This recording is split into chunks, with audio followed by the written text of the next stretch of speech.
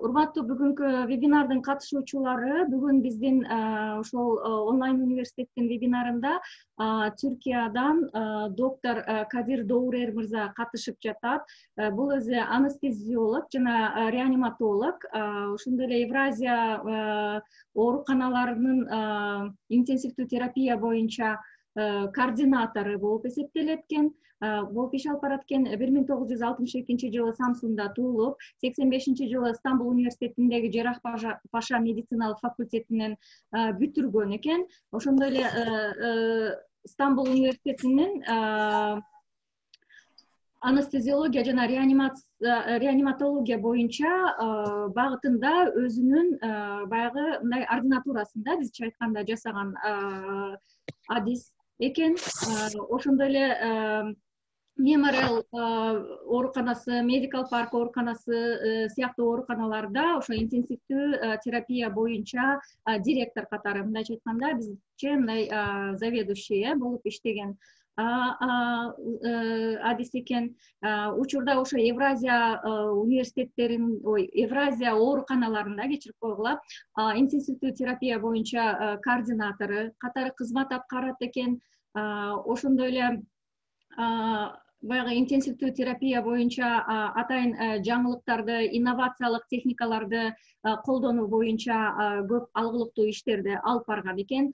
Дагы деле бул иштерин улантып жаткан мезгили экен. Ошондой эле бул интенсивдүү терапия жаатында айрыкча бул жанагы острый респираторный дистресс синдром боюнча, ошондой эле экстракорпоралдык дарылоо, сепсис сыяктуу тармактар боюнча иш алып барат экен. Ошол эле учурда Кадир мырза өзү бул бир топ илимий макалалардын автору болуп эсептелет экен.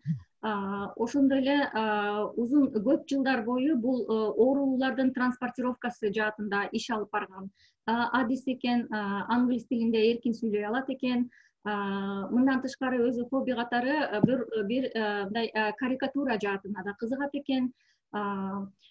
Ошондой эле өзүнүн баягы иш алып барган тармактарын белгилей кетсек, бул ошол жана жогоруда айткандай интенсивдүү терапия, сепсис, ошондой эле бул жерде дагы экстракорпоралдык дарылоо, ошондой эле жанагы непрерывная венозная гемофильтрация деген тармак боюнча иш алып барат экен. Канды тазалоо боюнча терапиялык иштерди алып барат экен. Ошондой эле баягы интенсивдүү терапияда колдонулган атайын жабдыктардын жеткирилиши жана интенсивдүү терапиядагы иш-чараларды башкаруу боюнча атайын координациялык иштерди алып барат экен жана бул боюнча кеңеш берет экен.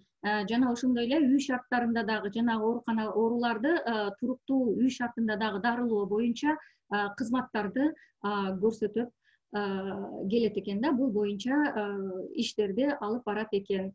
Анда азыр биз кезекте ушул биздин бүгүнкү спикерибиз Кадир мырзага берели. Ал өзү ошол өзүнүн тажрыйбасы менен бөлүшсүн. Мен болсо анын айткандарын сиздерге кыскача кыргызча түшүндүрүп берүүгө аракет кылам. Эгер суроолоруңуздар болсо, бул жака чатка жазып, же болбосо анан аягында онлайн түрүндө дагы берсеңиздер болот. Анда көңүл бурабыз. Evet Kadir Bey, buyurun o zaman. Şu anda ekran görünüyor mu? Evet efendim, ekran görünüyor. Koronavirüs. Tamam.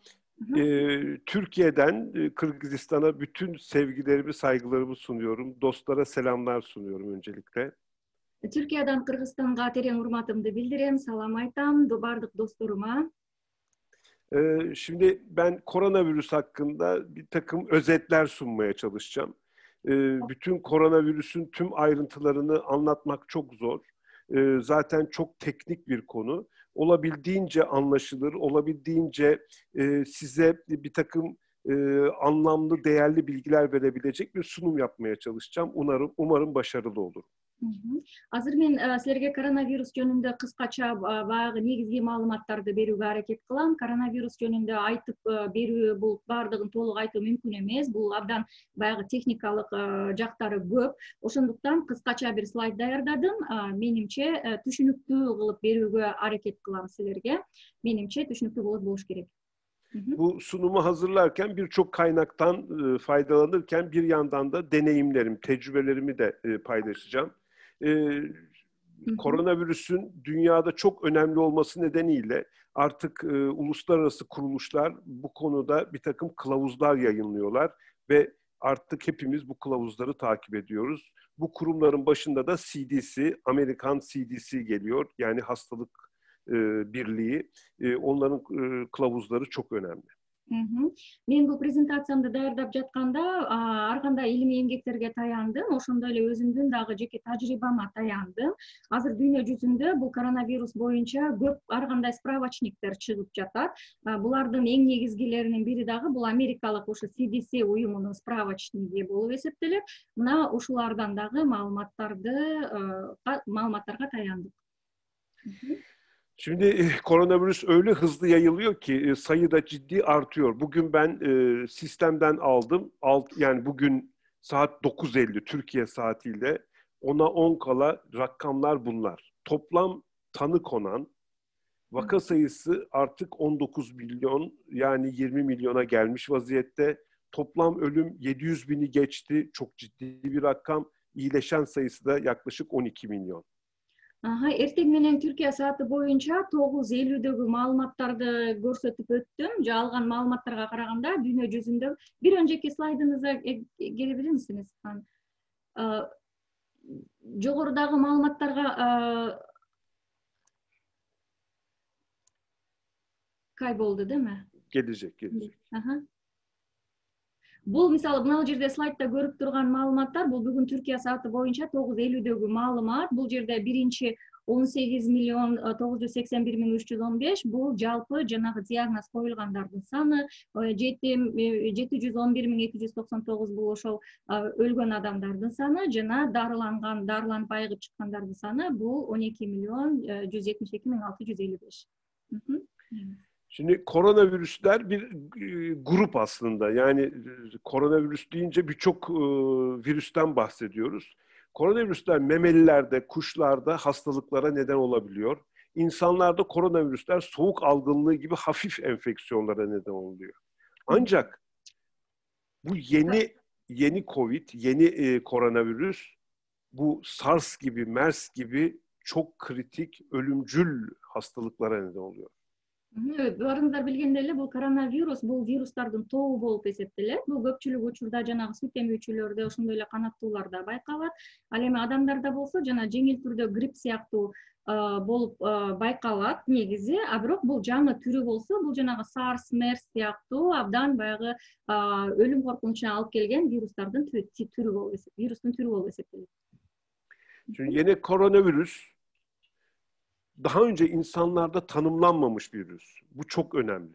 Onun için şu anda dünya kargaşa yaşıyor. Dünyada her şey karışık gidiyor. Çünkü daha önce tanımlanmış bir virüs değil.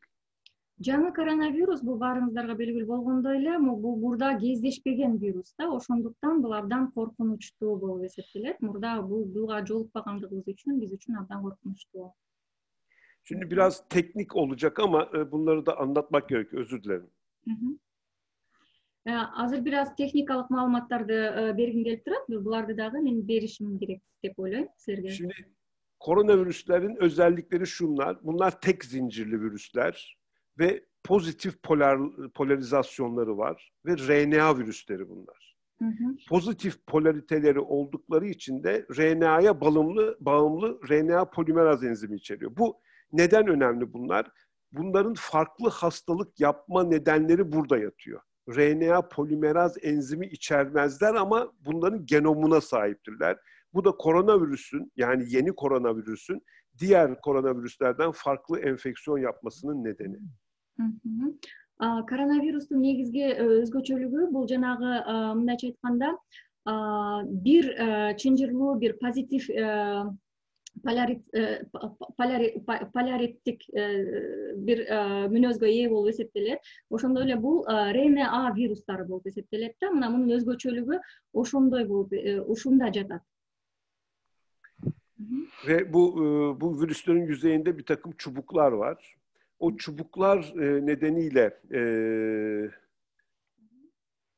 bu çubuklar nedeniyle de bunlara taçlı virüs yani koronavirüs deniyor. Жанагы вирустун албетте өзүнүн мындай таякчалары бар. Мына ошол таякчаларына карата буну ошол корона вирус деп атап коюшкан. Şimdi burada koronavirüsün şemasını görüyoruz. Bu bilimsel anlamda anlamlı. Yoksa şu anda benim anlattıklarım açısından anlamlı değil ama farklı bir şeması var. Aslında çok böyle karmaşık bir yapısı yok koronavirüsün. Bunu şu nedenle koydum. Bu kadar basit bir şey bütün dünyayı çarpıttı. Азыр бул жерде Bu kadar basit bir şeydir. Бул жерде көрүп тургандай бул коронавирустун негизги схемасы болуп эсептелет. Чындыгында коронавирустун схемасы абдан деле татаал эмес. Жөнөкөй схемадагы бир вирус болгонуна карабастан дүйнөдө ушундай бир тополоңго салды да. Şimdi koronavirüs aslında çok geniş bir aile. Altında böyle çok farklı koronavirüs türleri var. Bu koronavirüslerin başında Coronaviridae diye bir grup var. Altındaki aile Orthocoronavirinae, altında alfa, beta, gamma ve delta koronavirüsler geliyor. Bu cinsler insan, yarasa, domuz, kedi, köpek, kemirgen ve kanatlılarda bulunabiliyor. Yani evcil ve yabani hayvanlarda bütün bu koronavirüsler bulunabiliyor.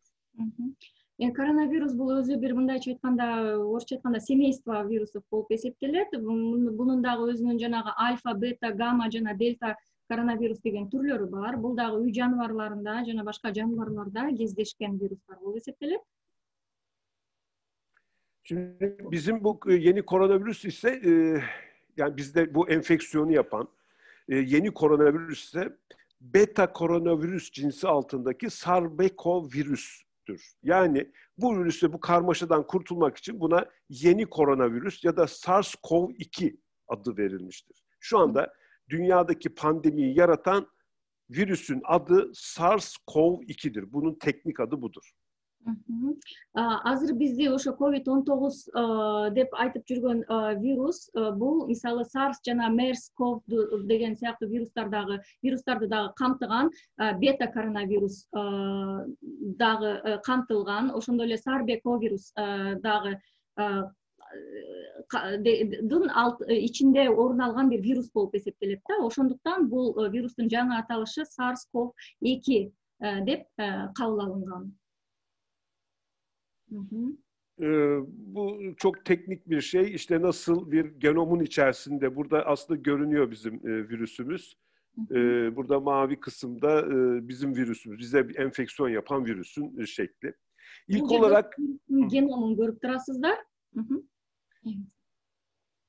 İlk olarak Çin'in Hubei kentinde, Wuhan şehrinde başlıyor. 31 Aralık 2019'da. Başlaması da şöyle oluyor. Nedeni bilinmeyen pnömonyalar. Bunlar nedeniyle başlıyor. Bunlar nasıl olduğu bilinmiyor. Enfeksiyon sonradan tanı konuyor. Бул дагы ошол жанагы белгилүү болгондой Ухань шаарында башталган. Мунун да ошо этиологиясы же болбосо башталышы кандай башталгандыгы билинбейт. Жана ошондой эле пневмония болгондо гана баягы ортого чыгып маалым боло баштаган да. Bütün bunlara rağmen bir sürü spekülasyonlar var. İşte Çin'de bir balıkhaneden geldi ya da yarasalardan bulaştı. Oradan geldi, buradan geldi. Bütün bunlara rağmen şu gün, şu dakika COVID-19'un kaynağı hala net değildir. Эми ар түрдүү маалыматтарга карабастан жанагы ар кандай деңиз баягы азыктарын саткан базардан чыкты же болбосо жарганаттардан чыкты деген ар кандай божомол айтууларга карабастан анын эмнеден пайда болгондугу дагы деле так маалым эмес. Esas olarak koronavirüs enfeksiyonu, COVID-19 enfeksiyonu damlacık yoluyla bulaşır. Yani koronavirüs bir solunum yolu enfeksiyonudur. Ancak kapı kolundan Buna benzer temas noktalarından, dokunulan bir yerlerden sonra elimizi ağzımıza, gözümüze götürmemiz sonrasında da bulaşabilir. Ama asıl bulaşması damlacıkladır. Yani akciğerden, solunum yolundan gelir. Чындыгында коронавирус бул майда тамчылар аркылуу тарала турган bir вирус. Бул ошол өпкөгө ошол тамчылардын кириши аркылуу жугат. Бирок ошол эле учурда мисалы калгалардын колдору же болбосо кайсы бир жерлерде калган болсо, жана биз ал жерге тийип, колубуз менен кармап, аны көзүбүзгө же оозубузга тийгизген учурда дагы ошол жуга турган вирус болуп эсептелет. Инфекция болуп эсептелет. Normalde bütün araştırmalar sonucunda bunun kuluçka dönemi, inkübasyon dönemi Çin'de yapılan bir çalışmada 4,8 gün olarak veriliyor. Ama genel kabul edilen süre, bütün dünyada kabul edilen süre 2 ila 14 gün arasında değişebilir. Bazı çalışmalarda daha uzadığı da görülmüştür. Ancak kabul edilen 2-14 gün arasıdır. Kuluçka dönemi. Мисалы негизи башында ошо Кытайда белгиленгенде бул вирустун инкубациялык мөөнөтү 4,8 күн деп белгиленген. Бирок ошондой эле башка дагы баягы иликтөөлөргө каралаганда баягы жалпы инкубациялык мөөнөтү 2 күндөн 14 күнгө чейин болгондугу аныкталган. Ancak koronavirüsün yani COVID-19'un bulaştırıcılık süresiyle ilgili kesin bir bilgi hala yoktur. Бирок ошого карабастан бул коронавирус канча убакыт бою жугуштуу болуп калат, ошонун жугуу мөөнөтү боюнча так маалымат жок дагы деле. Ancak koronavirüsün en önemli özelliği çok hızlı insandan insana yayılabilmesidir. Bu pandeminin bu kadar ağır seyretmesinin en büyük nedenlerinin başında geliyor. Бирок ошого карабастан коронавирус баягы өзүбүз билгендей абдан адамдан адамга тез жугуу мүнөзүнүн өзгөчөлүгүнө ээ. Ошондон улам азыр пандемия биздин мындайча айтканда баягы оор абалга алып келип аткан учурда бизде. Şimdi viral yayılma yani virüsün yayılması semptomlar başlamadan 1-2 gün önce oluşuyor.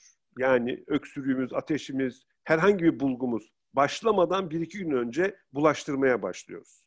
Бул вирусту биз баягы анын симптомдору бизге белгилүү болоордон эле 1-2 gün мурда эле уже башкаларга жуга баштайт экен. Sonra testlerde pozitif çıkmaya başladığında bu viral sürüntüler, boğazdan alınan, burun arkasından alınan sürüntüler pozitif olduğunda bulaştırıcılık en yüksek düzeyde. Ал эми жанагы тест берген учурда, оозубуздан, тамагыбыздан тест берген учурда, бунун жугуштуу баягы эмнеси, коркунучу эң жогорку деңгээлде болуп эсептелген учур болуп эсептелет да. Bu bulaştırıcılık 7 günde azalıyor. Ancak bu 2 haftaya hatta bazı çalışmalar daha da uzadığını gösteriyor. Bu da netlik kazanmış değil. Yani bulaştırıcılık tehlikesi çok yüksek bir virüs. Мунун ошо жугуу коркунучу 7 күндө бир аз азайгандыгы көрүлүүдө, бирок ошол эле учурда 2 аптадан дагы узашы мүмкүн деген дагы көз караштар бар. Ошондон улам мунун жугуштуулугу абдан жогору болуп эсептелет. Şimdi bazı hastalar semptom veriyor, yani belirti veriyor. Bazı hastalar çok az semptom gösteriyor, çok az belirti veriyor. Bazı hastalarda hiç bilgi, daha doğrusu hasta olmuyor. Ancak bunlar araştırıldığında, incelendiğinde bütün bu insanlar aynı benzer viral özelliklere taşıyorlar. Bu nedenle buradaki tehlike burada yatıyor. Bu hasta olmayanlar da bulaştırabilir. Koronavirüsün pandemi olmasının nedenlerinin en başında gelen sorun. Бул коронавирусту жуктурган адамдардын айрымдарында симптомдор көрүлөт, белгилүү болот. Айрым адамдарда жеңил симптомдор пайда болот. Айрым адамдарда болсо эч кандай симптомдор байкалбайт да. Мунун бирок бир нерсени айтууга болот бул жерде баардык адамдарда бул симптомдор окшош. Şimdi burada önemli olan virüsün yayılma hızını, bulaşma hızını ölçebilmek. Bunu ölçebilmek için de hastalığın bulaştırma katsayısı diye bir katsayı belirlenmiştir. Бул жерде эң негизги маселе бул ошол вирустун таралуу тездигин эсептеп чыгуу болуп эсептелет. Бул кандай тездик менен, кандай ылдамдык менен тарайт. Мына ошону эсептөө үчүн атайын бир мындай схема иштелип чыккан. Bu son günlerde belki haberlerde duyuyorsunuz. Şu anda ülkeler R0 denilen bu katsayıyla takip ediliyor. Bulaştırıcılık hızları. Bunun жогору ылдамдыгын азыр эгерде кабарлардан окусаңыздар R0 деген коэффициент менен өлчөп жатышат да. Bu R0 ne demek? Şu, tümü duyarlı olan bir toplumda enfekte bir insan oraya girdiğinde bunun kaç insana bulaştıracağının katsayısıdır bu. Бул мисалы R0 деген бул эмне? Эгерде бир адам бир оору жуктуруп алган адам коомчулук менен же болбосо адамдардын арасына киргенде ал ошол коомдо канча адамга жуктура алат? Мына ошону эсептеп чыгуу үчүн иштелип чыккан формула болуп эсептелет. Örneğin R0 değeri birden büyükse mevcut her enfeksiyon birden fazla enfeksiyona neden oluyor. Эгерде мисалы R0 бул бирден жогору болсо, анда бул жерде инфекция жуктургандардын дагы бирден жогору сандагы инфекцияны жуктуруу мүмкүнчүлүгүнө ээ болот. İki örnek vereceğim. İtalya'da bu yaklaşık 2,5'lar civarında, hatta 3 civarında. Çin'de 3'ü de geçik. Yani R0 değeri yükseldikçe bilin ki o ülke bulaştırıcıdır. Мисалы Италияда болсо бул R0 2ден жогору, ал эми Кытайда болсо R0 бул 3төн жогору. Бул коэффициент улам жогорулаган сайын анын жуктуруу мүмкүнчүлүгү дагы жогорулайт. Bu nedenle R0 değeri devamlı izlenmeli ve bu R0 değerine göre ülkelerin sağlık sistemini organize etmesi gerekiyor. Ошондуктан бул коэффициент, бул көрсөткүч R0 көрсөткүчү дайыма көзөмөлдөнүп туруш керек жана өлкөлөрдө дагы, мамлекеттерде дагы ушуга жараша саламаттыкты сактоо иш-чаралары көрүлүшү керек. Burada bu grafikte şeyi görüyorsunuz, dünyanın ülkelerindeki R0 değerlerinin nasıl seyrettiğini. Bu koyu mavi gördükleriniz iyi R0 değerleri. Ama diğer değerler görüyorsunuz yukarıda gördükleriniz. Onlar ise işte United States, Amerika, Brezilya'da ise R0 değeri çok kötü durumda. Onların bulaştırıcılığı çok fazla. Endonezya'da mesela bulaştırıcılık R0 değeri çok yüksek. O nedenle R0 değerinin çok iyi takip edilmesi gerekiyor. Бул жерде мисалы бул графиктин көрүп турсаңыздар, өзүңөр ошол жанагы R0 көрсөткүчтөрү коэффициентинин канчалык даражада экендиги көрүнүп турат. Бул жерде мисалы Америка, Бразилия, ошондой эле Индонезияда мисалы R0дун көрсөткүчтөрү абдан жогору жана ал жерде дагы ооруларды жуктуруу ылдамдыгы мындайча айтканда жогору болуп эсептелет. Bir de başka bir katsayı var. Toplumsal bağışıklık düzeyi, herd immunity denilen, toplumun belli bir kesiminin herhangi bir enfeksiyona karşı bağışık olması tüm toplumun hastalığa karşı bağışıklığını gösteriyor. Yani toplumda bir alan bağışıklık gelişmişse eğer, direnç gelişmişse eğer, o toplumun o hastalığa karşı gücünü göstermekte. Дагы бир көрсөткүч бар, бул мисалы ошол коомдук иммунитеттин көрсөткүчү да. Эгерде бир коомчулукта мисалы кандайдыр бир ошол ооруга каршы бир иммунитет пайда болсо, демек анын иммунитетинин көрсөткүчүнүн саны канчалык даражада. Мына ошону дагы эске алыш керек, ошону дагы эсепке алыш керек. Örneğin R0 2.2 ise toplumsal bağışıklık COVID-19 için %19 olarak hesaplanıyor. Bunun anlamı şu, toplumun ne kadar güçlenebildiği, ne kadar bağışık hale gelebildiği zamanla bunu da takip etmek gerekiyor pandemiyi yönetebilmek için.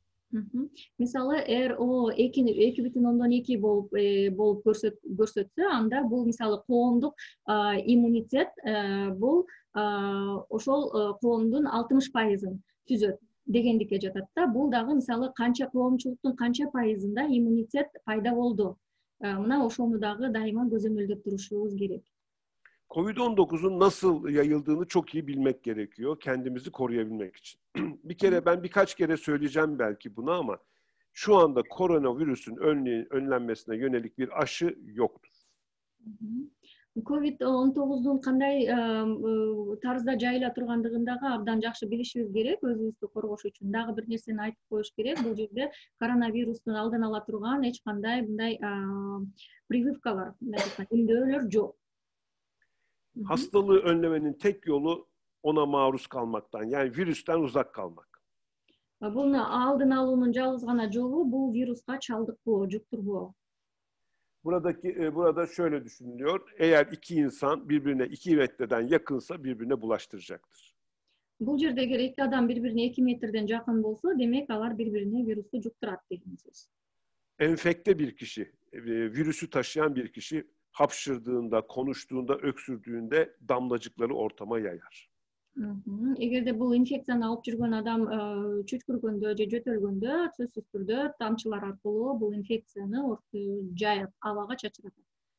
Bu damlacıklar yakında bulunanların ağızlarına, burunlarına, akciğerlerine bulaşır. Жана бул тамчылар тегерегиндеги турган адамдардын ооз мурду аркылуу анын өпкөлөрүнө кирет. Burada en önemli şey son zamanlarda yapılan bazı çalışmalarda COVID-19'un belirti göstermeyenlerden de yayıldığının bulunmasıdır. Эң негизги нерсе, эске ала турган нерсе, бул жерде ошо COVID-19 эч кандай симптомдору белгисиз болгон адамдардан таралышы болуп эсептелет да. Эч кандай симптомсуз эле адамдар дагы ковидти таратып жатышат. Bütün virüsler, sadece koronavirüs değil, bütün virüsler insanlar arasında çok kolayca yayılabiliyor. Жалгыз эле коронавирус эмес, бардык вирустар адамдардын арасында тез эле жайылат. Şimdi bu virüsler birbirlerinden farklılık gösteriyor. Örneğin kızamık çok bulaşıcıdır. Diğer bazı virüsler ise o kadar kolay yayılmaz. Mesela kızamık çok kolay yayılır. Мисалы, кызамыкты ала турган болсок, бул кызамык абдан эле тез жайылат. Яни башка вирустарга салыштырмалуу өтө тез жуга турган бир вирус болуп эсептелет. Diğer önemli faktör de virüsün yayılmasının devamlılığı. Yani sürekli yayılabiliyor mu, yayılamıyor mu? Дагы бир эске ала турган фактор бул ошол вирус дайыма туруктуу тарайбы же болбосо белгилүү бир мезгилге чейин гана тарайбы. Мына ушул факторду эске алыш керек. Koronavirüsün diğer virüslerden en büyük farkı burada başlıyor. Çok kolay bulaşıyor ve sürekli yayılıyor. Коронавирустун башка вирустардан айырмачылыгы мына ушунда жатат. Абдан оңой жугат жана дайыма үзгүлтүксүз тарап турат. Burada tespit edilen, bilimsel çalışmalarda tespit edilen başka bir şey, COVID-19 influenza'dan daha hızlı yayılıyor ancak kızamık kadar etkili değil. Бул жерде дагы бир нерсени айтып кетиш керек. Бул COVID-19 кадимки грипптен дагы тез жайылат жана ошондой эле кызамык сыяктуу дагы бир таасирдүү эмес. Таасири кызамык сыяктуу эмес. Ben burada şunu anlatmak istiyorum. COVID-19 çok hızlı yayılıyor. Herkes de hastalık yapmıyor. Kızamık gibi virüsler ise o da çok hızlı yayılıyor ancak o her hastada enfeksiyon yapıyor, hastalık yapıyor. Бул жерде бир нерсени айтып кетиш керек. Мисалы, коронавирус абдан тез тараганына карабастан, тез жукканына карабастан, бул бардыгында эле мындай абалынын оордошуна алып келбейт. Ал эми кызамык болсо, ошондой эле кызамык да тез тарайт, бирок бул жерде жуктургандардын бардыгы оорушат. Ал эми коронавирус андай эмес. Bütün sunum boyunca çok sık tekrarlayacağım belki ama en önemli şey şu. COVID-19'un bulaştırıcılığında bir insanla diğer insanla ne kadar yakınız ve ne kadar uzun süre onunla etkileşimdeyiz. İşte ne kadar yakınsak, ne kadar uzun süre onunla etkileşimdeysek o kadar fazla risk altındayız demektir. Мен дагы сөзүмдө дагы көп нерсени, бир нерсени баса белгилеп кетким келет. Бул мисалы коронавируста жуктурган адам менен канчалык жакынбыз, аралыгыбыз канча жана аны менен канча убакыт бою бирге болдук. Мына ушул факторлорго абдан көңүл буруш керек. İşte bu hapşırma, öksürme, işte konuşma sırasında virüsü damlacık olarak yayarak bulaştırıyoruz ama başka bulaşma yolları da var. İşte kapı kolları gibi bir yerlere temas etmek gibi. Sonra bu elimizle gözümüze, burnumuza, ağzımıza dokunmakla da bulaşabilir. Ancak COVID-19'un asıl bulaşma yolu bu değil. Asıl bulaşma yolu damlacık enfeksiyonu, yani solunum yoluyla bulaşması. Биз албетте коронавирусту жуктуруу деп айтканда эле бул албетте чүчкүрүү, жөтөлүү жана ошондой эле эшиктердин туткалары жана бир нерселердин бетинде отуруп калган вирустарды кармап аны оозубузга, көзүбүзгө сүртүү аркылуу жуктурабыз деп айтабыз. Бирок негизги жуктурган факторлор булар эмес. Бул негизги жуктуруучу фактор бул тамчылар аркылуу биздин өпкөбүзгө кирген вирустар да. Биз аны дем алуу менен, өпкөбүзгө алуу менен жуктурабыз. Şimdi en önemli şey uzak durabilmek için sık sık ellerimizi yıkamak. Peki ne zaman ellerimizi yıkayacağız? Yemek yemeden veya yemek hazırlamadan önce, yüzümüze dokunmadan önce, tuvaleti kullandıktan sonra, halka açık bir yerden ayrıldıktan sonra, burnumuzu sildikten, öksürdükten veya hapşırdıktan sonra, maskenizi kullandıktan sonra, bebek bezi değiştirdikten sonra, hasta birine baktıktan sonra, hayvanlara veya evcil hayvanlara dokunduktan sonra muhakkak ellerimizi yıkamalıyız.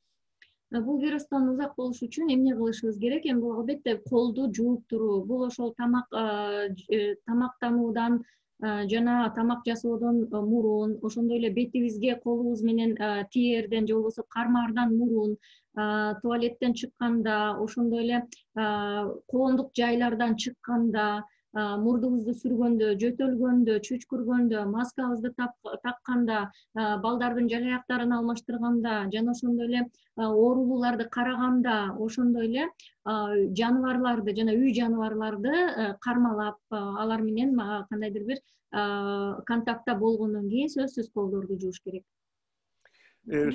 Sabun ve suyla yıkamamız gerekiyor. En az 20 saniye. Eğer sabun bulunmuyorsa en az %60 alkol içeren el dezenfektanıyla ellerimizi temizlememiz gerekiyor. Эгерде самын таппай калсак, анда 60%, мындайча айтканда, спирт курамында 60% спирт болгон атайын дезинфекциялоочу каражаттарды колдонушубуз зарыл. Ve gözlerimize, burnumuza, ağzımıza ellerimizi yıkamadan dokunmamak gerekiyor. Көзүбүздү, мурдубузду, оозубузду, колубузду жуубай туруп кармабашыбыз керек албетте. Yakın temastan muhakkak kaçınmamız gerekiyor. Olabildiğince 2 metre, en az 2 metre uzak kalmamız gerekiyor. Bu çok çok önemli. Адамдар менен жакын аралыкта контакт болуудан качышыбыз керек. Сөзсүз түрдө албетте эң аз 2 метр аралыкта болушубуз керек. Бул абдан маанилүү. Unutmamamız gereken bir şey var. Daha önce de söyledim. Hasta olmayanlar da virüs saçabilir.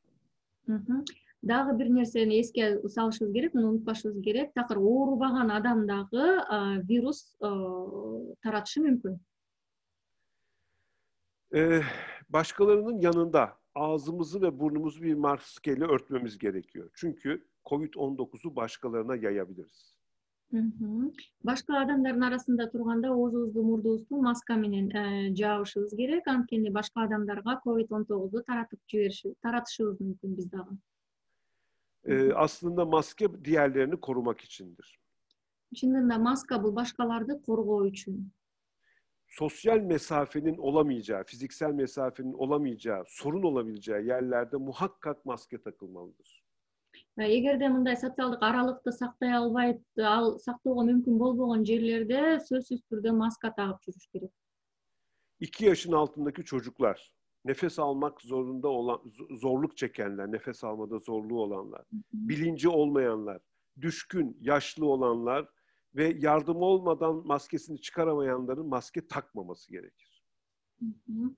2 жашка чейинки балдар, ошондой эле дем алуусу кыйын болгон, баягы кыйналып дем алган адамдар, ошондой эле аң сезиминде кандайдыр бир проблема болгон адамдар, ошондой эле өзү башка бирөөнүн жардамысыз маскасын тагып кайра чече албаган адамдар маска кийбей койсо болот. Burada altını çizmem gereken bir şey var. Bu çok önemli. Hepimiz bu hatayı yapıyoruz. Maskeyle sanki her şeyin bittiğini sanıyoruz. Maske sosyal mesafenin yerini tutamaz. Yani uzak kalalım, ayrı kalalım. Бул жерде унутпаш керек болгон дагы бир нерсе бар. Муну эстен чыгарбашыбыз керек. Маска бул бардыгына жардам, маска бизге жардам бере албайт. Эң негизгиси бул аралыкты сакташ керек.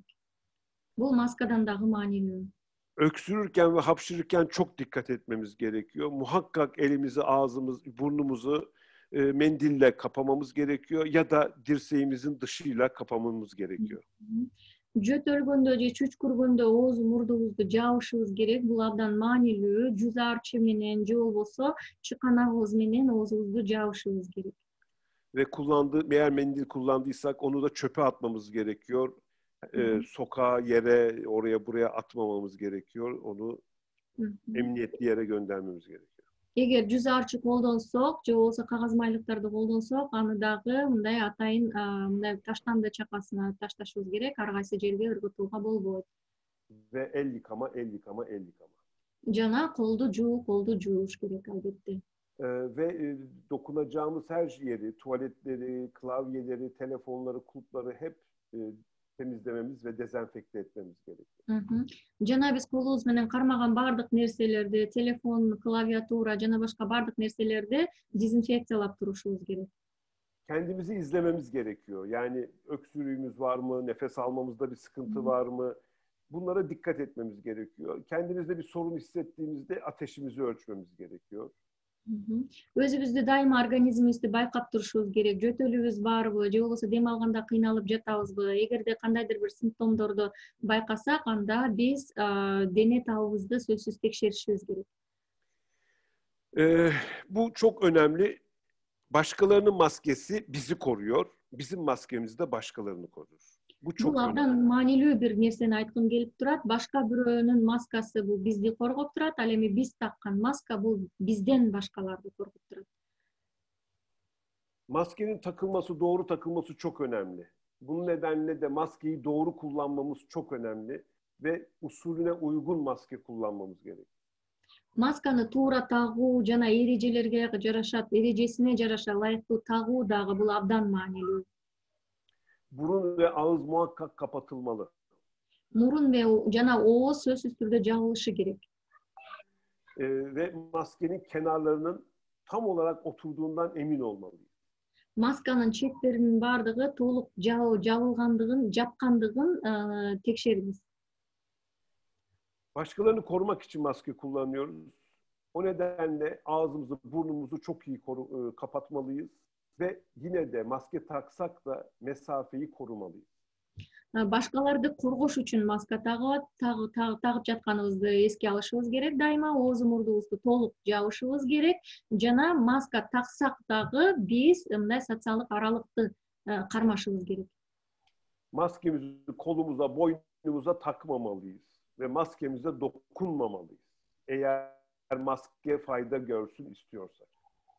Эгерде маска мындай эффективдүү болсо, аны баягы туура тагышыбыз керек. Жана аны мойнубузга же болбосо колубузга такпай, ооз мурдубузду жаба тургандай кылып туура тагып жүрүшүбүз керек. Ve her zaman 2 metreden fazla uzak durmaya çalışacağız ve ellerimizi hep yıkayacağız. Sabun, su, el dezenfektanı devamlı kullanacağız. Жана дайыма 2 метр аралыкты сактайбыз, колубузду жууйбуз, жана ар кандай дезинфекциялоочу каражаттарды колдонобуз. Ve maskemizi çıkartırken de dikkat edeceğiz. İplerinden tutup katlayacağız ve hemen çöpe atacağız. Маскабызды чечип жатканда дагы абдан туура көңүл бурушубуз керек. Аны жибинен тартып, дароо атайын чыгарып, андан кийин аны таштандыга ташташыбыз керек. Peki Covid-19 bize bulaştı. Bizde bazı belirtiler vermeye başladı. Hangi belirtilere dikkat etmemiz gerekiyor? Ateş ve titrememiz olabilir. Öksürük olabilir. Nefes darlığı, yorgunluk, kas ve vücut ağrıları, baş ağrısı, yeni tat ve doku kaybı, boğaz ağrısı, burunda tıkanıklık, burun akıntısı, mide bulantısı, kusma, ishal gibi bulgular olabilir. Ama bunlar sadece burada size verdiklerim. Bunlar çok değişkenlik gösteriyor. CDC en başta gösterdiğim bu Amerikan kuruluşu, aynı zamanda WHO, Dünya Sağlık Örgütü bu listeye devamlı yeni bir belirti ekliyor. Эми бизге мисалы ковидти жуктуруп алдык дейли. Бунун кандай симптомдору болушу мүмкүн? Бул дене таптын жогорулашы, мындайча айтканда жөтөл, дем алууда кыйналуу, чарчоо, же болбосо булчуңдардын оорушу, баш оору, жыт жана даамды сезбөө, тамак оорусу, мурундун бүтүшү жана ошондой же болбосо мурундун агышы, жүрөктүн айланышы же кусуу же ич өтүү сыяктуу симптомдор байкалышы мүмкүн. Ошондой эле жана жогоруда айткандай CDC же болбосо Дүйнөлүк саламаттыкты сактоо уюму тарабынан дагы мындай буга дагы кошумча симптомдор дагы улам кошулууда. Bir de eğer bu belirtiler olursa bu sefer acil bir sağlık kuruluşuna gitmek gerekiyor. Nefes darlığı, göğüste kalıcı ağrı veya baskı, konfüzyon yani şuurumuzun bozulması, devamlı uykuya eğilim ve dudaklarımız, parmaklarımız morarıyorsa acilen bir hastaneye gitmemiz gerekiyor. Enfeksiyonu ağır geçireceğiz demektir. Kritik bulgular. Эгерде бул белгилер байкалса, анда сөзсүз түрдө тез аранын ичинде ооруканага кайрылуу керек. Мисалы, эгерде дем алуу кыйын болсо, көкүрөктө бир оору же болбосо кандайдыр бир мындай басып тургандай бир сезим болсо, аң сезимдин тунарышы, дайыма уйку келип шалдыруу же болбосо тырмак жана колдордо кандайдыр бир көгөрүүлөр болсо, анда сөзсүз түрдө ооруканага кайрылыш керек. Бул демек биз бул инфекцияны оор өткөрөбүз дегенди билдирет. Burada bir grafik görüyorsunuz. Biraz önce bahsettiğim bütün belirtiler var. Enfeksiyon aktifken bu belirtiler var. Ancak enfeksiyon bittikten sonra bile bu belirtiler devam ediyor. Bu hastalığın nasıl böyle bir bela olduğunu bir göstergesi budur. Бул графиктен силер эмени көрүп турасыздар. Мисалы, жана жогоруда айтылган симптомдордун баардыгы көрсөтүлгөн. Бул жерде биз инфекцияга туш болгондо кандай симптомдор бар, жана ушул эле симптомдор инфекциядан айтканда же болбосо биз ооруп айтканда дагы ушул эле симптомдор байкалат да. Мына ошонун өзү бул оорунун кандай бир олуттуу экендигин көрсөтүп турат. Bazen bu belirtiler 60 gün kadar sürebiliyor. Айрым учурда бул белгилер, бул симптомдор 60 күнгө чейин уланышы мүмкүн. Diğer bir şimdi laboratuvarda neler buluyoruz? En önemli şey bu COVID-19 enfeksiyonunda görülen akciğerdeki tutulumlar. Akciğerde iki taraflı, akciğerin her iki tarafında ya da tek tarafında buzlu cam gibi görünümler oluyor. Bunları görüyoruz ve bu COVID-19 enfeksiyonlarının tipik görüntüleri. Bu burada gördüğünüz görüntüler. Эми бул жерде баягы клиникалык көрсөткүчү кандай болот? Эгерде биз жана рентгенге тартылышканда, бул жанагы өпкөдөгү бир тараптуу же өпкөнүн бир тарабында же эки тарабындагы атайын симптомдорду көрөбүз да, мындайча айтканда пневмониянын белгилерин. Laboratuvarda, kanda da çok sık görülen lökopeni ve lenfopeni dediğimiz kan hücrelerinde düşüklükler oluyor. Aynı zamanda diğer başka bulgularda yüksek aminotransferans, C-reaktif protein dediğimiz değerler, D-dimer, ferritin ve laktat dehidrogenaz da bu COVID-19 enfeksiyonları sırasında yükseliyor. Бул жерде ошо жанагы кандан анализ алганда дагы, кандын составында дагы атайын көрсөткүчтөр өзгөрөт. Бул жерде ошол лабораториялык шарттарда изилдөө жүргүзгөндө ошондо аминотрансферанс же болбосо С-реактив протеиндер сыяктуу көрсөткүчтөр атайын көрсөткүчтөр аркылуу билсе болот бул оорунун бар экендигин. Şimdi COVID-19 bir akciğer hastalığı ancak başka bulgulara da neden olabiliyor. Kalple ilgili, ciltle ilgili, kanla ilgili, karaciğerle ilgili, böbrekle ilgili bulgulara da neden olabiliyor. Бул COVID-19 өпкөгө байланыштуу бир оору болсо дагы башка жүрөк жана ошондой эле башка органдарды дагы жабырката турган бир оору болуп эсептелет. Bazı COVID-19 enfeksiyonlarında tromboembolik olaylar yani dolaşım sisteminde pıhtılar oluşabiliyor. Bu vakalar en kritik, en ağır hastalar oluyor genellikle.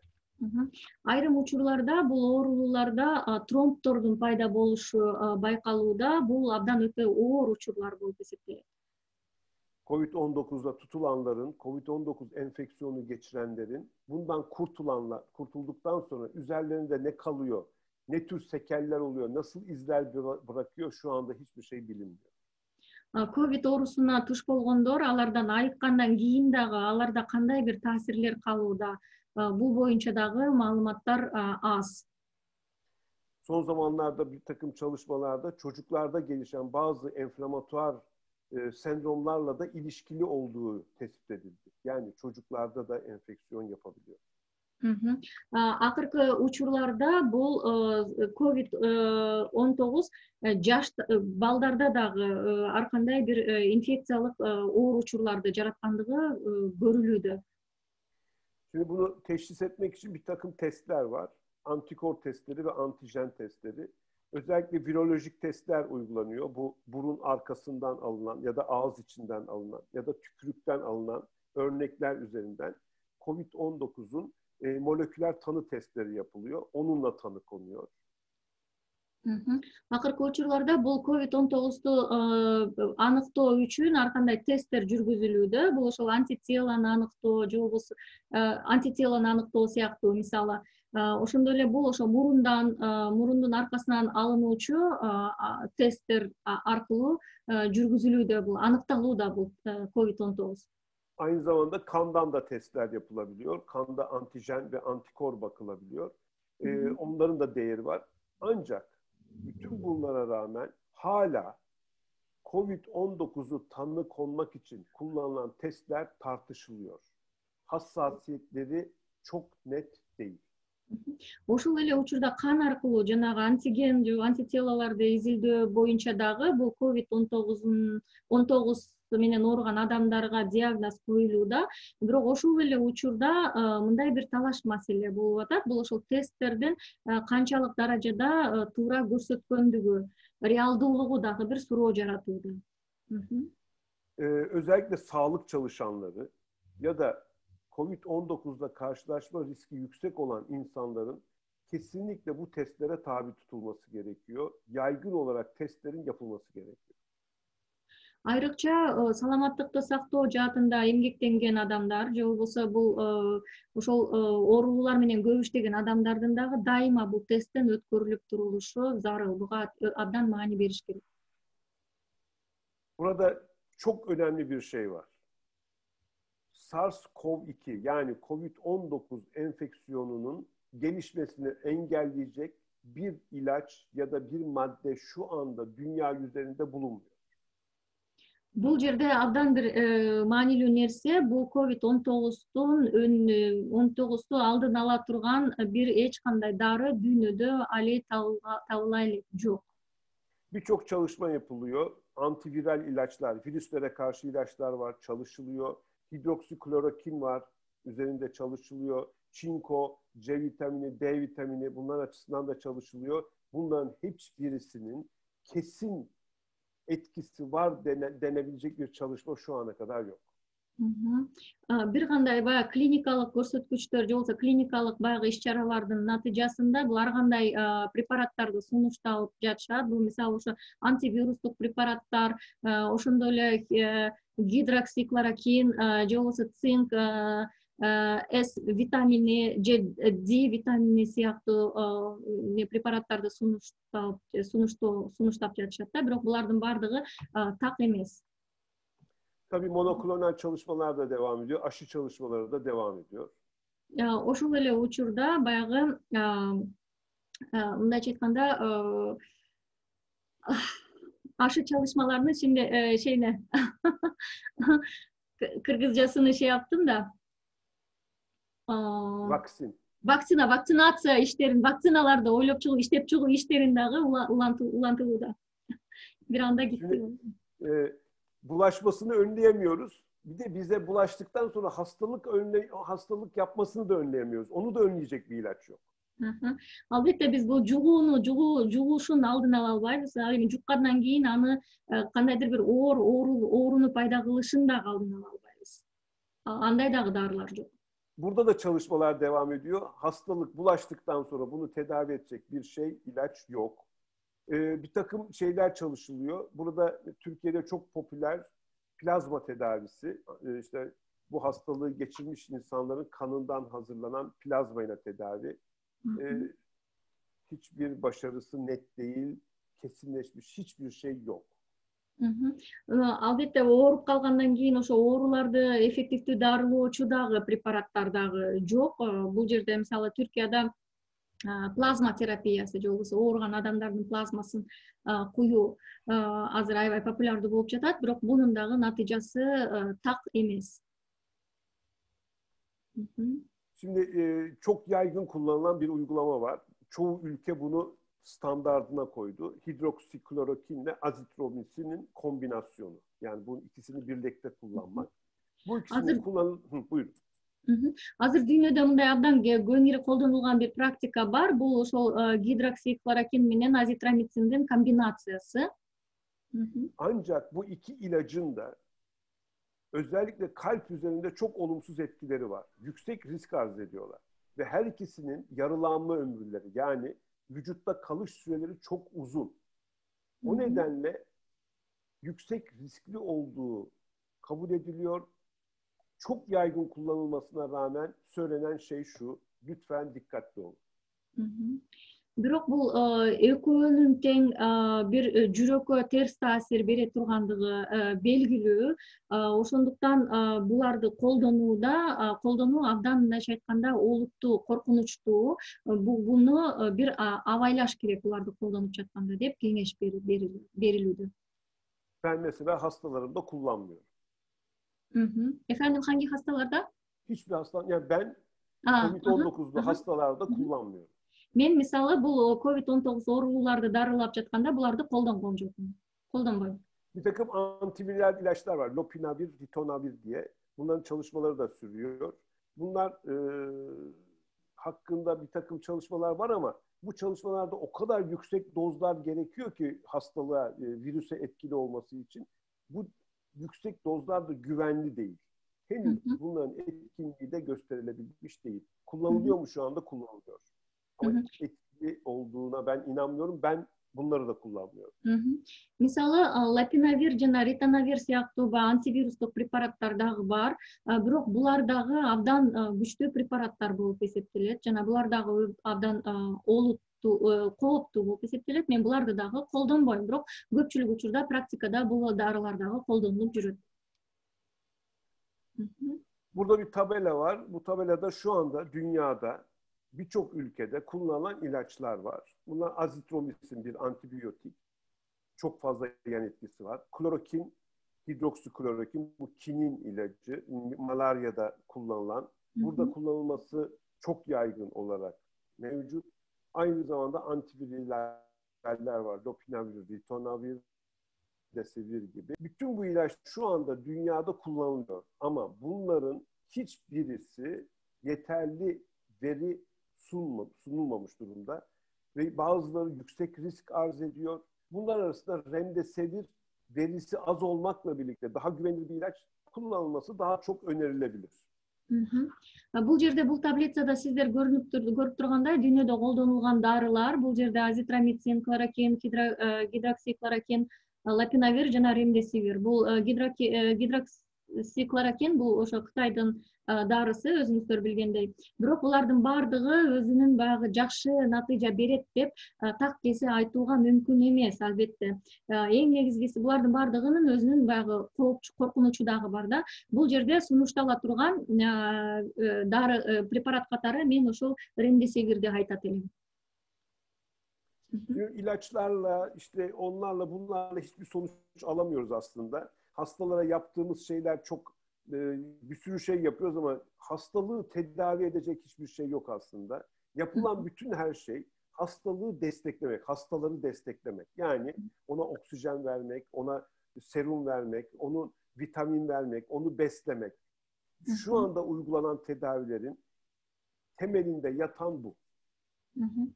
Албетте бул дарыны колдонобуз, тигил дарыны колдонобуз деп айтабыз, бирок бул албетте оорулууларды дарылай турган бир дары жок. Муну айтып коюш керек. Биз оорулууларды кандай кылып алардын оорусун жеңилдете алабыз? Болгон аларга кислород берүү, капельница саюу жана витаминдерди берүү сыяктуу алардын оору менен күрөшүүсүнө колдоо көрсөтүү, жардам берүү аркылуу гана аларга жардам бере алабыз. Ben 50 yataklı bir yoğun bakım yönetiyorum. 50 tane yatak, kritik yoğun bakım yönetiyorum. Ve bana gelen hastalar COVID-19'un en ağır hastalığı.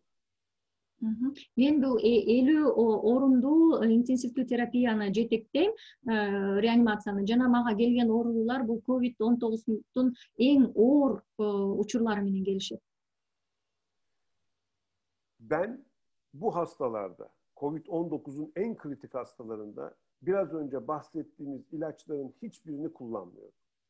Мен бул ошол реанимацияда эң оор учурларда дагы жана жогоруда айткан дарылардын эч бирин колдонбойм. Yaptığım şey şu, yeterince sıvı verebilmek, yani serum tedavisi, yüksek doz C vitamini, N-asetilsistein denilen bir ilacı vermek, o da vücudu desteklemek için, oradaki hücreleri desteklemek için, korumak için ve magnezyum veriyorum. Bunun dışında tedavi için bir şey vermiyorum. Мен бул ооруларымды кандай кылып дарылайм? Абдан көп көлөмдө суюктук берем, капельница коем, С витаминин берем, ошондой эле магнезий берем ve şu hücreleri tedavi etmek için hangi ilacı dediniz efendim? N-asetilsistein. N-ases? N-asetilsistein. N-asetilsistein. Asetilsistein. Siyaklı preparatlarda koldonom. Tabii bu demiştim, bu COVID-19 enfeksiyonu akciğer hastalığı yapıyor. Akciğer hastalığı olması nedeniyle hastalarda oksijen satürasyonları çok düşüyor. O nedenle bir takım yöntemler kullanmak zorunda kalıyoruz. Жогоруда айткандай эле бул COVID-19 өпкөнүн оорусун пайда кылат жана ошондон улам ошонун натыйжасында бул кислород сатурациясын түшүрөт жана буга байланыштуу эмнелерди кылабыз биз? Bu yöntemlerde işte yüksek akımlı oksijen, non-invaziv mekanik ventilasyon dediğimiz cihaza, boğaza tüp sokmadan solunum desteği, boğaza tüp sokarak solunum desteği dediğimiz invaziv mekanik ventilasyon, ECMO dediğimiz yapay akciğer, kan temizleme sistemi CVV, HDF ve sepsis filtresi gibi bir takım yöntemleri uyguluyoruz. Биз мына ушул учурда кандай техникаларды же болбосо ыкмаларды колдонобуз. Мисалы, неинвазивная механическая вентиляцияны колдонобуз, ошондой эле инвазивная механическая вентиляцияны колдонобуз. Андан кийин ECMO же болбосо экстракорпоралдык мембранная оксигенация ыкмасын колдонобуз. Андан кийин CVVHD деген бул непрерывная венно-венозная гемофильтрация ыкмасын колдонобуз жана ошондой эле сепсис фильтрациясы да колдонобуз. Эгер бул жерде медиктер болсо түшүнсө керек сепсис фильтрация кандай болот. Менин көп түшүнүгүм жок, кечирип коесуздар. İyi açılımlarını biliyorsunuz onların. Evet, ben açıklamaya çalıştım. Tamam. İnvaziv mekanik ventilasyona geçildikten sonra hastaların durumu çok olumsuz seyrediyor genellikle. Olumsuz mu? Olumsuz seyrediyor. Aha. Инвазивдик механикалык вентиляцияга киргизгенде көпчүлүк учурда бул оорулуулардын баягы аягы кооптуу болот да, көп жакшы болбойт. Şimdi ben bazı uygulamalar yaptım. Bu uygulamalarda şöyle bir şey. Mekanik ventilasyon dediğimiz entübe olan hastalar, yani boğazına tüp takılıp akciğere hava verilmesi zorunluluğu olduğunda hastaların kötüleştiğini görünce bu hastalara ECMO'yu o duruma gelmeden önce taktık ve bu hastaların hızla iyileştiğini gördük. Bu inanmayacaksınız, sağdaki benim. Бул жерде биз жанагы механикалык же болбосо интубация жасаганда баягы шлангты жуткуруп өпкөгө кислород бергенде бул оорулууларыбыздын абалы абдан начарлай баштады да. Мына ошол учурда биз абдан оорулуулардын абалы оордошуудан мурда алдын ала эле биз жанагы экстракорпоралдык мембраналык оксигенацияны ишке ашыра баштадык. Мына ошондой ыкманы колдонгон учурда биздин оорулууларыбыз өзүн жакшы сезе баштады. Бул жерде оң жактагы турган мен өзүм. Evet. Bir de başka bir şey daha, ECMO'nun çok etkili olduğunu düşünüyorum. ECMO'ya çok inanan birisiyim. Ve en son bu pandemi sürecinde bir hastanın transferini de gerçekleştirdik. ECMO'yla bu COVID-19 hastası Abu Dhabi'den Philadelphia'ya gitti. Ve bu transferi de biz gerçekleştirdik. Dünyanın ilk defa yapılan bu kadar uzun ECMO'lu transferiydi. 29 saat uçtuk.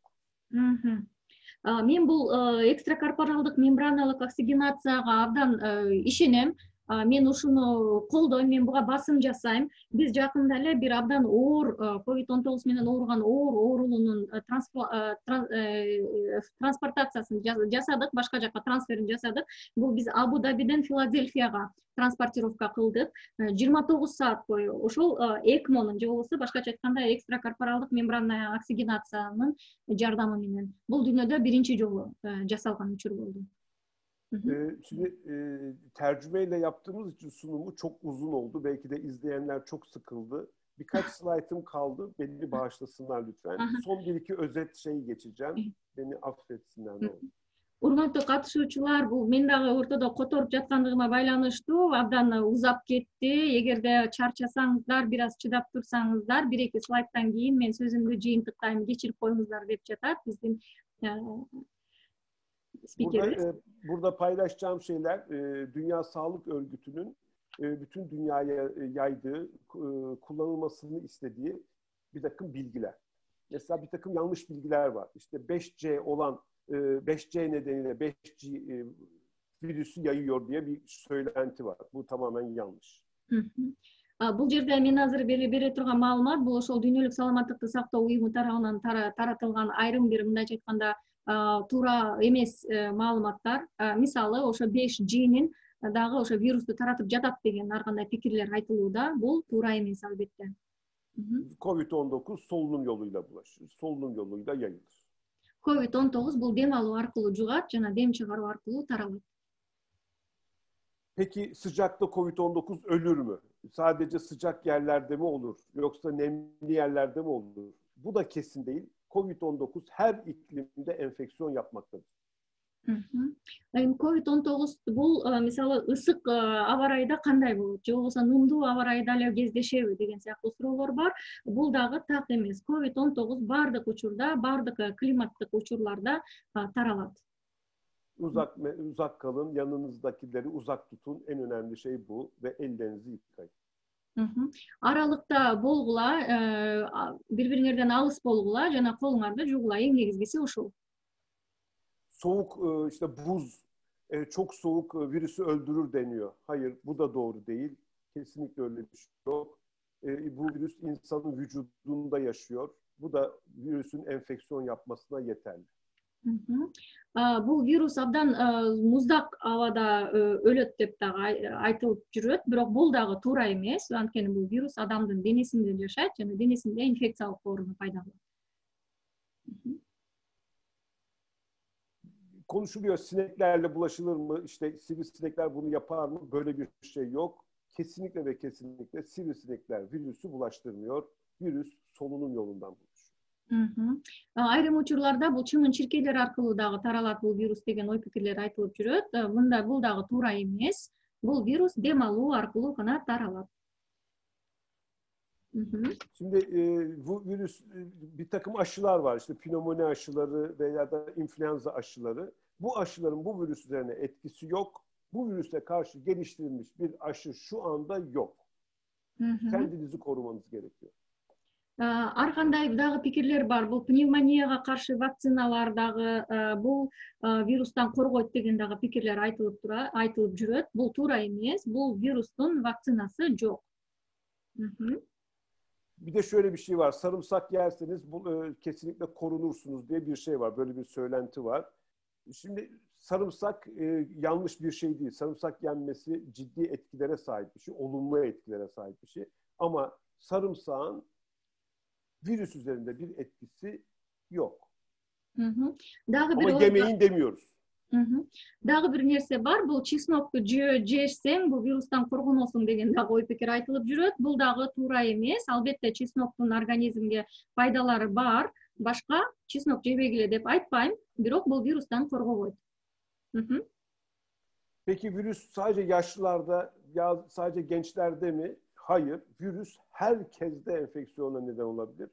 Ancak yaşlı olanlarda ve başka hastalıkları olanlar, işte astması, diyabeti, kalp hastalığı olanlarda daha şiddetli enfeksiyona neden oluyor. Ancak virüs herkeste enfeksiyona neden olabilir. Бул вирусту же жалгыз эле баягы улгайган адамдарда же жаштарда болуп пайда болот деген дагы ар кандай ар түрдүү пикирлер айтылып жүрөт. Жок, бул туура эмес. Бул вирус бардык жаштагы адамдарда болушу мүмкүн, жугушу мүмкүн, инфекция жаратышы мүмкүн. Бирок бир нерсе бар, бул улгайган адамдарда жана астма же болбосо диабет сыяктуу оорулар менен ооруган адамдарда дагы өтө кооптуу болот. Virüse karşı etkili bir antibiyotik yoktur. Çünkü antibiyotikler sadece bakterilere etkilidir. Virüsler ise bakteri değildir. Viruска каршы ар кандай антибиотиктер жок. Анткени антибиотиктер бул бактерияларга гана таасирдүү, ал эми вируска карата булардын эч кандай таасири жок. Ancak hastaneye gelen yatırılan COVID-19 enfeksiyonlu hastalara antibiyotik başlanıyor, veriliyor. Bu ilave olabilecek enfeksiyonları önlemek veya tedavi etmek için. Бирок белгилүү болгондой ооруканаларга келген оорулууларга бул антибиотик берилет. Бул ошол кошумча ар кандай башка бактерияларга пайда болушу мүмкүн болгон бактерияларды алдын алуу багытында жасалган иш-чара болуп эсептелет. Peki sadece COVID-19'a etkili özel bir ilaç var mı? Yok. Kesinlikle böyle bir şey yok. Buradaki asıl tedavi, bakın biraz önce ben size benim yaptıklarımı söylemiştim. Burada da Dünya Sağlık Örgütü'nün önerileri var. Sadece ve sadece destek tedavisi yapın. Spesifik bir tedavi, özel bir tedavisi yok. COVID-19'тун өзүнүн спецификалык дарылоо ыкмасы жок. Бул жерде дагы саламаттыкты, дүйнөлүк саламаттыкты сактоо уюмунун дагы сунуштары боюнча жана жогоруда мен да айтып кеткендей, бул оорулуунун организмине колдоо көрсөтүү аркылуу гана дарылоого болот да. Анын өзүнчө спецификалык ковидти дарылай турган эч кандай дары-дармек жок. Sonuç olarak en son slide şunu diyeceğim. Koronavirüsten korunun, maske takın, mesafenizi korun, ellerinizi yıkayın. Bu kadar sabırlığınızı zorladım sizlerin. Çok özür istiyorum. Beni bağışlayın. Selamlarımla sunumumu bitiriyorum. Bir soru varsa her zaman açın. Дагы бир жолу акыркы слайдымда бул маска таккыла, аралыкты сактагыла жана колуңарды жуугула деп дагы бир жолу эскертип кетем. Мени ушундай сабырдуулук менен ушунча убактыңарды бөлүп уккандыгыңыздар үчүн сиздерге чоң рахмат. Бардыгыңыздарга дагы бир жолу терең урматымды жана саламдарымды айтам, терең урматымды билдирем. Эгер абдан чарчатсам кечирип коюңуздар. Evet, sorularınızlar bolsa bersenizdер болот, dedi Kadir Bey. Sorularınızlar bolsa, урматтуу катышуучулар, лекторга биздин берсеңиздер болот. Evet, Kadir Bey, çok teşekkür ederiz. Ağzınıza sağlık. Aslında biz sizden özür dileriz. Biraz çeviri şeyinde de uzattık tabii ama bu böyle olmadan da olmuyormuş. Zamanınızı aldık. Rica ederim, rica ederim. Onu ben keyifle, büyük bir onur duydum. Sizlere bir faydam olduysa ben onur duyarım. Çok teşekkür ederiz. Burada bizim işte tıp fakültesinden öğrencilerimiz katılıyor bildiğim kadarıyla. Umarım onlar için çok faydalı olmuştur. Ayrıca bu ECMO ile ilgili bilgileriniz çok şey oldu. Yani çok benim için de yeni bilgi oldu. Tabii tıp alanı uzmanı değilim ama yani sonuçta öyle bir şeyin de olabileceğini öğrenmiş oldum. Çok teşekkür ederiz. Aslında sizin de bu antiviral ilaçları kullanmadan, herhangi bir böyle ilaçları kullanmadan tavsiye edilen diyelim ya da sık kullanılan ilaçları kullanmadan tedavi etmeniz de bir de bu yoğun bakımda Evet. çok ilginç geldi yani. Çünkü bence tabii bunu benim söylemem ne kadar doğru bilmiyorum ama şöyle okuduklarıma göre bu vücuttaki tüm ilaçların yani birçok ilaçların karışımıyla ilgili bir zehirlenme sonucunda da hastalar böyle hayatını kaybedebiliyormuş değil mi? Yani onun da doğru Evet, tedavi ben edilmesi etkilerim oluyor. gerekiyormuş. Evet. Şimdi efendim şöyle bir sorumuz varmış. Koronavirus менен ооруп айткан адамдар менен жүрүү аны жугузуп алуу коркунучу канчалык? Жумушка чыкканбыз, бирок кээ бир коллегалар ооруптур дейт. Aha, evet. Şimdi koronavirüse yakalanan, bu koronavirüsle hastalanan ve tedavi olan, yani onu atlatmış olan insanların tekrar başkalarına bulaştırma ihtimali ne kadar? Tekrar görevimize başladık. Bazı meslektaşlarımız hastalanmıştık. Yani hastalanıp tekrar görevine başlamıştık. Yani şu anda beraber çalışıyoruz. Biz birbirimize ne kadar tehlikeliyiz diye sormak istiyor galiba. Şöyle, hastalık geçtikten sonra bulaştırıcılık bir süre daha devam ediyor. Hı hı. Onunla ilgili olarak da zaten bir karantina dönemi yaşıyor enfeksiyonu yaşayanlar. Hı hı. Döndükten sonra bulaştırıcılık etkisi yok. Ama bu insanların tekrar bulaşması, tekrar onlara enfeksiyonun gelmesi, onlardan tekrar saçılması ile ilgili bir engel yok. Tekrar olabilir. Hı hı.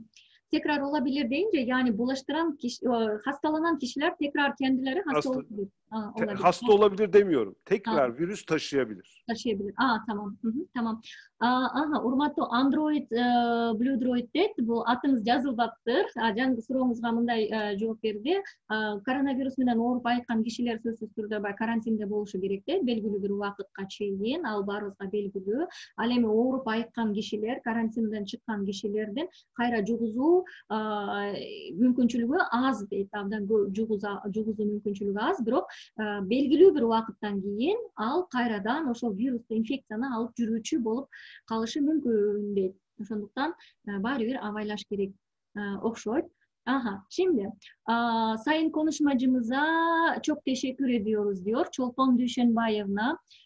Ağzınıza sağlık efendim. Şimdi bir sorusu daha varmış. İkinci böyle dalga olacak diyorlar. Yani sizin görüşünüz nasıl? Gerçekten öyle bir ikinci dalga tehlikesi var mı bizde? Yani Sunumum sırasında bir şeyden bahsetmiştim. Diğer virüslerden farklı bir özelliği var COVID-19'un. Sürekli yapıyor, bulaşıcılık yapıyor, sürekli yayılıyor. Bu süreklilik nedeniyle bu pandeminin kısa sürmeyeceğini ve çok uzun süreceğini, belki de yıl bulacağını, 2021'i belki de böyle geçireceğimizi düşünüyorum. İkinci dalga olarak bir şey diyemem, şunu diyebilirim. Bu seyir içerisinde, bu kadar uzun pandemi süreci içerisinde bazen alevlenmeler olacak, bazen sönmeler olacak diye düşünüyorum. Tamam, Şu anda da zaten dünyada alevlenme dönemini yaşıyor tekrar.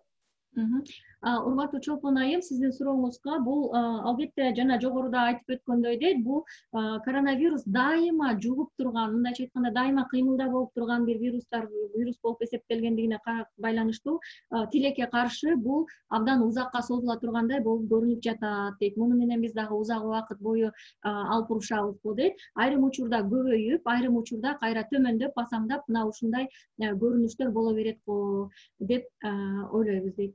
Peki efendim buradan bir şey daha sorayım Kadir Hocam. Şöyle yani devamlı sürekli yayılmakta olan virüs dediniz ya.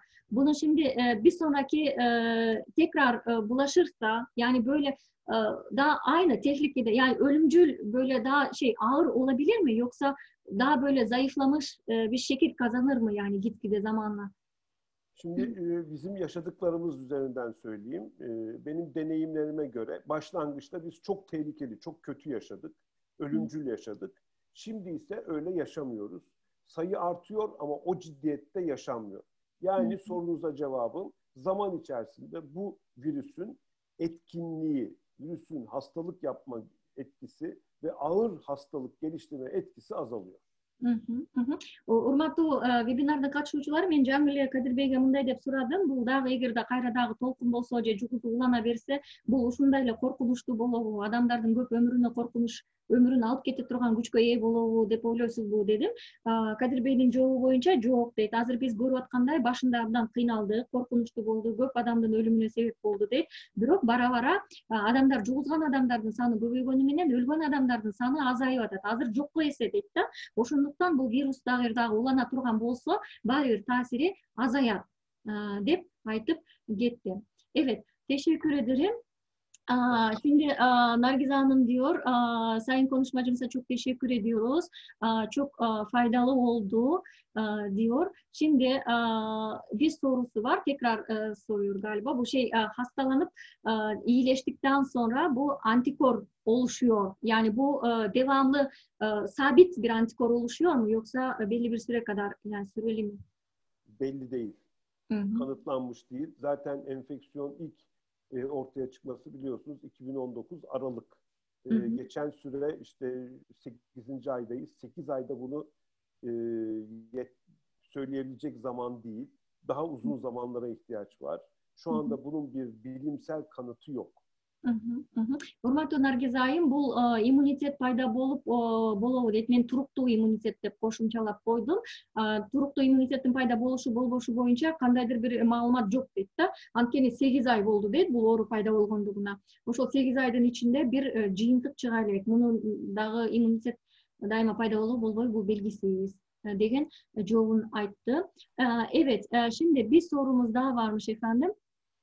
Eğer hastalananlar ve sonra iyileşenlerle beraber çalışırsak, yani iyileşen insanlarla beraber çalışırsak onlardan biz bu hastalığı kapmayacağız. Yani bize bulaşmaz, doğru mu? Diyor. Yani doğru. Doğru. Ancak yine temizliğe, mesafe kurallarına uymamız gerekiyor. Maske takmamız gerekiyor. Zaten yaklaşmadığımız müddetçe biz her insandan kendimizi koruyabiliriz. Туура дейт, ооба туура, аларда силерге жукпайт дейт, бирок жукпайт деп эле алар менен жакын болуп, аябай жакын мамиледе жакын болуу туура эмес. Баары бир өзүбүздү коргоп, аралыкты сактап жана маска тагууну унутпашыбыз керек дейт, баары бир дейт. Evet.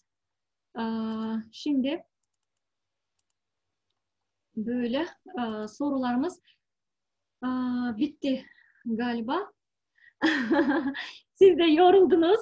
Hayır sorun yok. Açıkçası. Ben başınızı ağrıttıysam, sizi sıktıysam çok özür dilerim. Estağfurullah efendim. Her zaman kontağa, iletişime açığım. İstediğiniz zaman, istediğiniz danışmanlığı, istediğiniz bilgi paylaşımını yapmaya hazırım. İletişim numaralarımı falan vermiştim diye hatırlıyorum. Ulaşabiliriz. Evet, çok teşekkür ederiz. Урматтуу вебинардын катышуучулары, Кадир Бей айтат, мындай деп айтты, дайыма силерге мындай консультация берүүгө даярмын дейт. Телефондорум бул жерде онлайн университеттин уюштуруучуларында бар дейт. Каалаган учурларыңыздарда мага жазып чалсаңыздар, мен силерге маалымат берүүгө жана колдоо көрсөтүүгө дайыма daярмын дейт. Evet, Kadir Bey, o zaman çok teşekkür ederiz. Ağzınıza sağlık. Türkiye'ye yani büyük geçmiş olsun genel olarak. Yani Türkiye'deki doktorların çalışmalarından haberimiz var. Gerçi açıkçası biraz da özeniyoruz. Yani tabii Türkiye büyük bir devlet, bayağı gelişmiş dediğiniz gibi megapolis dolayısıyla başarılar diliyoruz önce. Çok teşekkür ederim. Sağlık diliyoruz ailenize, size, ben de bütün Kırgızistan'daki dostlara, soydaşlara selam söylüyorum. Sağlıkla kalalım. Sağlıkla kalalım. Evet. Çok teşekkür ederiz. İyi günler dileriz. Sağ olun. Çok teşekkürler. Çok rahmat. Çok rahmat. Çok rahmat. Может, похлопаем? Evet, biz unuttuk. Kadir Bey burada mısınız? Buradayım, buyurun. Kadir Bey burada mısınız? Evet. O zaman şöyle bir şey yapıyormuşuz biz. Hep beraber size